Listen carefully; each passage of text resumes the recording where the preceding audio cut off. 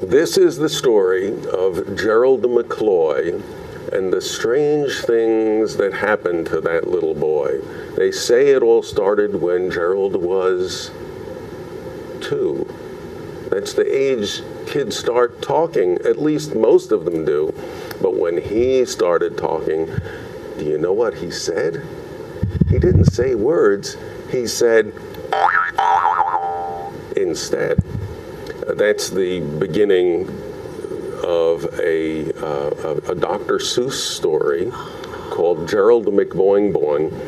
And I hadn't thought about that in a long time, but then I made the connection to the Jew's harp sound and a very early recollection of that book and a recording of that book. It was actually first a recording, then they made a book out of it. And I called my sisters to say if they remembered this book. And I remember talking to my sister Selma, and I said, do you remember that book? And she started reciting it. Oh, really? She said, I know the whole book by heart. I read that book to you so many times. I know the whole thing by heart. At any rate, I was a few years old when my sister is reading this book to me, and I'm listening to the recording and hearing this sound, and fell in love with the sound. And then a few years later, there was a TV show that I liked to watch called Andy's Gang. And there was a puppet character on this show called Froggy the Gremlin. And Andy Devine, who was the host of the show, would call Froggy to presence by saying, "Pluck your magic twanger, Froggy," and Froggy would appear. So that was my second introduction to this. And then, probably junior high school age, I listened on WOR radio to Gene Shepard. All the Gene Shepard fans out there will smile.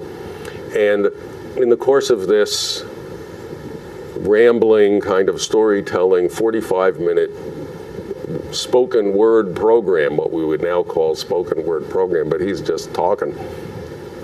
He would play his theme song, and along with the theme song, and at other times, he'd pull out this Jew's harp. And then at some point in high school, I acquired a Jew's harp, not really easy to come by. And waiting for the bus to get home from school, I figured out how to play the Jew's harp. There's no kind of instruction available.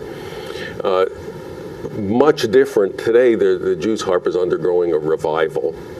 There's an International Jew's Harp Society. There's every other year there's an International Jew's Harp Congress.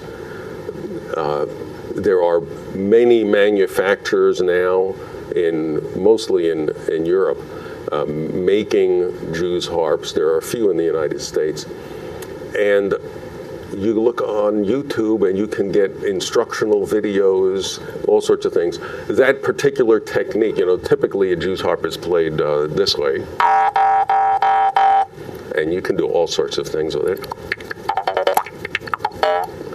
Like I said, don't encourage me.